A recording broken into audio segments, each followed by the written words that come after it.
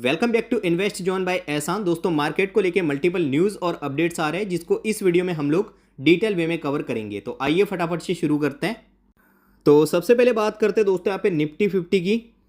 तो निफ्टी हो या फिर सेंसेक्स, रिसेंटली दोस्तों यहाँ पे अपने ही रिकॉर्ड्स निफ्टी और सेंसेक्स तोड़ रहे हैं और रोज यहाँ पे नए हाई लगा रही है। ठीक है, आसान नहीं होता दोस्तों। ऑलरेडी मतलब टॉप पे हो आप और टॉप पे जाना आसान नहीं होता, क्योंकि यहाँ पे मार्केट नीचे हो तब यहाँ पे रोज बाइंग होना वो यहाँ पे समझ में आता है। लेकिन ऑलरेडी यहाँ पे मार्केट यहाँ पे बहुत ज़्यादा बुलिश चल रहा है और तभी भी यहाँ पे निफ्टी और सेंसेक्स रोज यहाँ पे नए रिकॉर्ड्स तोड़ रहे हैं। वो काफ़ी ज़्यादा हमारे यहाँ पे मार्केट के लिए एक सही शाइन है। लेकिन इसके पीछे यहाँ पे प्रॉपर क्या रीज़न है तो बात करते हैं उसकी।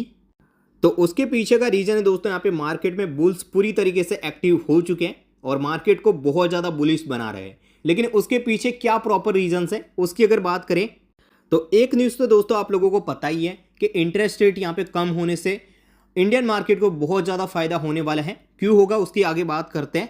लेकिन ये अकेला मतलब न्यूज़ नहीं है जो कि मार्केट को इतना ज़्यादा अफेक्ट कर रहा है। ठीक है, और आगे यहाँ पे मार्केट और भी ऊपर जाने के आसार क्यों कह रहे हैं काफ़ी सारे लोग, तो उसके पीछे रीजन है दोस्तों यहाँ पे जेरोमी पॉवेल ने जब कॉमेंट्री दी थी इंटरेस्ट रेट यहाँ पे कट करने के वक्त, तो उन्होंने कहा था कि इस ईयर के एंड होने तक एक बार फिर से हाफ पॉइंट के यहाँ पे इंटरेस्ट रेट कट होंगे। ठीक है, तो अपॉर्चुनिटीज आगे यहाँ पे इंडियन मार्केट को और भी बेहतर मिलने वाले। और उसके पीछे का सबसे बड़ा रीजन है दोस्तों यहाँ पे फॉरेन इन्वेस्टर। अब देखिए, फॉरेन इन्वेस्टर को जब यहाँ पे इंटरेस्ट रेट कम होते हैं तो अमेरिका के अंदर लोन्स यहाँ पे काफ़ी सस्ते हो जाते हैं और बहुत ही आसानी से लोन्स मिलने लगते हैं। बैंक्स यहाँ पे बहुत आसानी से लोन्स प्रोवाइड करते हैं इन्वेस्टर्स को। तो फिर यहाँ पे FIS जो है वो वहाँ से पैसा उठाते हैं और इंडियन मार्केट के अंदर यहाँ पे डालते हैं। काफ़ी सारे लोगों के मन में सवाल होता है कि फॉरेन इन्वेस्टर ऑलरेडी यहाँ पे काफ़ी सारे मार्केट है तो इंडियन मार्केट के अंदर ही क्यों आएंगे, और भी तो ऑप्शंस हैं उनके पास। ठीक है, तो देखिए दोस्तों, जो वर्ल्ड के टॉप मतलब जो कंट्री है GDP के मामले में, इंडिया हो गया, जर्मनी हो गया, USA, चाइना। तो अगर आप लोग टॉप 5 जो GDP बात करोगे, चाइना के अलावा यहाँ पे जापान की बात करोगे, तो वो सारे जो कंट्री है वो ऑलरेडी काफ़ी यहाँ पे डेवलप्ड कंट्री है। ठीक है, वहाँ पे अगर आप लोग इंफ्रास्ट्रक्चर वगैरह की बात करोगे वहाँ पे तो ऑलरेडी काफ़ी डेवलप्ड है चीज़ें। मतलब रोड रास्ते आप लोग देखोगे तो ऑलरेडी मतलब देश के अंदर चीज़ें बनी हुई है जिसको और ज़्यादा ग्रो करना बहुत ज़्यादा मुश्किल है। ठीक है, तो वहाँ पे जो मार्केट है आपको मतलब दे के कितना रिटर्न देंगे, 5% मैक्सिमम। मतलब ये तो ज़्यादा कह दिया मैंने, 3-4% ही ईयरली यहाँ पे जो है वो रिटर्न मिलता है जो बाहर के मार्केट है टॉप GDP की मैं बात कराऊँ तो। दैन यहाँ पे जो इन्वेस्टर है वो यहाँ पे इमर्जिंग मार्केट है, जो यहाँ पे इंडियन मार्केट अभी का सबसे अच्छा और स्टेबल इमर्जिंग मार्केट है तो वो इंडियन मार्केट है। ठीक है, तो डेफिनेटली वर्ल्ड के लिए अगर अभी इन्वेस्टमेंट के लिए सबसे बेस्ट ऑप्शन है तो वो इंडिया ही है। और फॉरेन इन्वेस्टर की सबसे पहली चॉइस यहाँ पे मतलब इंडियन मार्केट ही है, जो कि हमारे लिए सबसे बड़ा ब्लेसिंग साबित हो सकता है आने वाले थोड़े ईयर्स में। और उसका यहाँ पे आप लोग यहाँ पे जीता जाता है एग्जाम्पल भी देखिए। फ्राइडे के दिन अगर FIS की बात करें तो लगभग 14,000 करोड़ की मजबूत बाइंग की थी और उसके कारण निफ्टी ने लगभग यहाँ पे 1.5% से भी ज़्यादा यहाँ पे पॉजिटिव मूवमेंट दिखाया था। कहाँ पे? फ्राइडे के दिन। तो डेफिनेटली इंडियन मार्केट के लिए तो ये तो बहुत बड़ा शाइन है जो कि हमारे लिए एक ब्लेसिंग बन सकता है। अगर आप लोग सही स्ट्रैटेजी के साथ इन्वेस्टमेंट करते हो तो आने वाले टाइम में अपना यहाँ पे कॉर्पस जो है वो इन्वेस्टमेंट के थ्रू बहुत बड़ा बना सकते हो।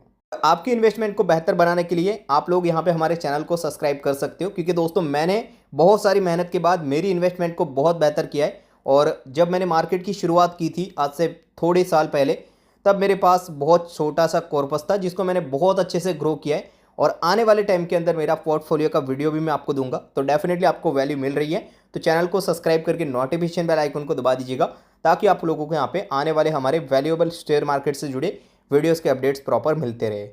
बाकी दोस्तों देखिए, फ्राइडे का जो इम्पैक्ट है वो हमारी इंडियन करेंसी भी थोड़ी सी मजबूत हुई है। अगर देखोगे तो 84% से मतलब 84 रुपीज़ से भी ज़्यादा $1 के सामने हमारी करेंसी चल रही थी, जो कि यहाँ पे बहुत ज़्यादा उसमें मतलब गिरावट देखने को मिली और हमारी करेंसी भी थोड़ी सी मजबूत हुई फ्राइडे के दिन। तो जितना दोस्तों यहाँ पे फॉरेन का रुपया हमारे अंदर आता जाएगा मतलब मार्केट के अंदर, उतना ही हमारा जो इंडियन रुपया है वो स्ट्रांग बनता जाएगा। और ये जो रेट कट है दोस्तों यहाँ पे, ये मतलब एक बार नहीं हुआ, ये भविष्य में भी बहुत ज़्यादा होने वाले। और रिसेंटली तो आपको पॉवेल साहब ने जो बोला कि कंटिन्यूसली यहाँ पे बहुत ज़्यादा रेट कट आने वाले हैं 2025-26 तक। तो डेफिनेटली आप लोग अभी अपना अच्छा पोजीशन बनाते हो और पेशेंस के साथ इन्वेस्टमेंट करते हो तो आने वाले 1-1.5 साल के अंदर आप लोग अपना इन्वेस्टमेंट बहुत बेहतर तरीके से ग्रो कर सकते हो। बट दोस्तों इसमें काफ़ी सारे कंडीशन होते हैं। अब देखिए जो इंटरेस्ट रेट कट होता है इसका मतलब ये नहीं कि निफ्टी भागता रहेगा 1 लाख 2 लाख सीधा हो जाएगा, ऐसा बिल्कुल नहीं है। वो टाइम भी आएगा लेकिन वहाँ पे थोड़े से कंडीशन लगते हैं, बट लगता है सबसे बड़ा, ठीक है। तो ये क्या कंडीशन है बात करते हैं। तो उसके पीछे का कंडीशन है दोस्तों रिजल्ट्स। अब देखिए जो फॉरेन इन्वेस्टर है वो इन्वेस्टमेंट करेंगे इंडियन मार्केट के अंदर, तो वो ऐसा तो है नहीं कि इन्वेस्टमेंट करते ही जाएंगे, कोई भी कुछ देखेंगे नहीं। उनको चाहिए भाई साहब रिजल्ट। अगर यहाँ पे इंडियन मार्केट जो है वो रिजल्ट इनको नहीं दिखा रहा है तो डेफिनेटली वो अपना पैसा विड्रॉल करेंगे इंडियन मार्केट से, और देन आप लोगों को मार्केट यहाँ पे गिरता हुआ भी नजर आ सकता है। अब रिजल्ट के अंदर 3 चीज़ें जो होती है वो काफ़ी महत्वपूर्ण होती है। तो उनमें से यहाँ पे सबसे पहली चीज़ है दोस्तों जीडीपी। जब इन्वेस्टर आते हैं इंडियन मार्केट में तो उनकी एक्सपेक्टेशंस होती है with the time Indian GDP grow हो, ठीक है। और डेफिनेटली आने वाले टाइम में जो एक्सपर्ट है उनका यहाँ पे मानना है, और मतलब ये लॉजिकल बात है कि इंडियन मार्केट जो है वो डेवलपिंग मार्केट है, तो डेफिनेटली यहाँ पे जीडीपी आने वाले टाइम में ग्रो होनी है। दूसरी जो चीज़ होती है यहाँ पे जो फॉरेन इन्वेस्टर मार्केट के अंदर एक्सपेक्ट करते हैं, मतलब इंडियन गवर्नमेंट की तरफ से एक्सपेक्ट करते हैं, वो यहाँ पे दोस्तों है अनएम्प्लॉयमेंट रेट। मतलब जो अनएम्प्लॉयमेंट है वो देश के अंदर कम होनी चाहिए, उसका रेट कम होना चाहिए, मतलब कि एक तरीके से लोगों को यहाँ पे नौकरी मिलनी चाहिए। और तीसरी चीज़ है दोस्तों यहाँ पे क्वार्टरली रिजल्ट, जो यहाँ पे हर 3 महीने में जो भी कंपनीज होती है वो अपने आंकड़े यहाँ पे मार्केट के सामने रखते हैं कि भाई हमने 3 महीने में इतना बिजनेस किया, इतना प्रॉफिट किया, ठीक है। तो डेफिनेटली जो इन्वेस्टर होते हैं उनकी एक्सपेक्टेशंस होती है कि कंपनी यहाँ पे हर क्वार्टर के अंदर अपने जो आंकड़े हैं वो यहाँ पे इंप्रूव करे, ठीक है। बिजनेस से अप डाउन चलते रहते हैं लेकिन एटलीस्ट नेगेटिव आंकड़े यहाँ पे मतलब क्वार्टर बाय क्वार्टर देखने को ना मिले, ठीक है। तो डेफिनेटली विद द टाइम और with the result of quarters जो आंकड़े हैं वो भी इंप्रूव होने चाहिए।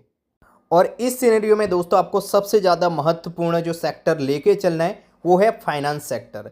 जो डेवलपिंग नेशंस होते हैं जैसे कि हमारा इंडिया है, वहाँ पे फाइनेंस सेक्टर बहुत ज़्यादा इंपॉर्टेंट बन जाता है, जिसकी वजह से रिसेंटली आप लोगों ने देखा होगा कि जो बड़े बिजनेसमैन हैं डायरेक्ट तो वो नहीं घुस सकते फाइनेंस सेक्टर में क्योंकि वहाँ पे कुछ लिमिटेशंस होते हैं बड़े बिजनेसमैन के लिए, लेकिन वो इनडायरेक्टली फाइनेंस सेक्टर के अंदर घुसना चाहते हैं क्योंकि उनको पता है भाई साहब जो डेवलपिंग नेशन है वहाँ पे फाइनेंस के अंदर बहुत पैसा है, ठीक है। तो ये जो सेक्टर है वो आपको जरूर यहाँ पे गो थ्रू करना है। इनके जो अच्छे स्टॉक से आपको चाहिए वीडियो तो वो भी कमेंट कर दीजिएगा, मैं डेफिनेटली उसके ऊपर भी वीडियो बनाऊंगा।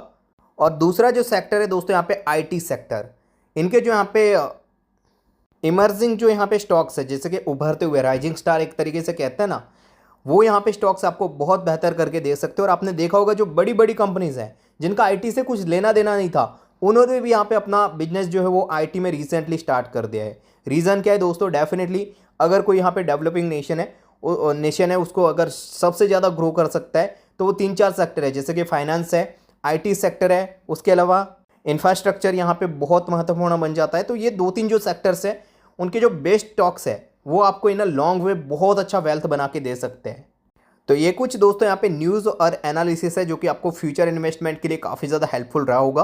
बाकी दोस्तों यहाँ पे क्वार्टर बाय क्वार्टर आंकड़े वगैरह आपको फॉलो करने और अपना यहाँ पे जो बिजनेस है जो भी मतलब कंपनी के अंदर इन्वेस्ट करे उसका बिजनेस आपको समझना है पहले और आंकड़ों को अच्छे से जस्टिफाई करना है और देन आप लोगों को अकॉर्डिंगली अच्छे वैल्यू के ऊपर स्टॉक्स को पिक करना है और लॉन्ग टर्म में इन्वेस्ट करके होल्ड करना है, ठीक है। तो डेफिनेटली ये आपको यहाँ पे हेल्प किया होगा, वीडियो वैल्यू प्रोवाइड हुआ है तो लाइक कर दीजिएगा दोस्तों, जिससे मोटिवेशन बना रहता है। और आपके कोई भी डाउट्स है तो कमेंट के थ्रू आप लोग पूछ सकते हो, मैं डेफिनेटली आंसर करूँगा। बाकी मिलते हैं, तब तक के लिए best of luck, thank you.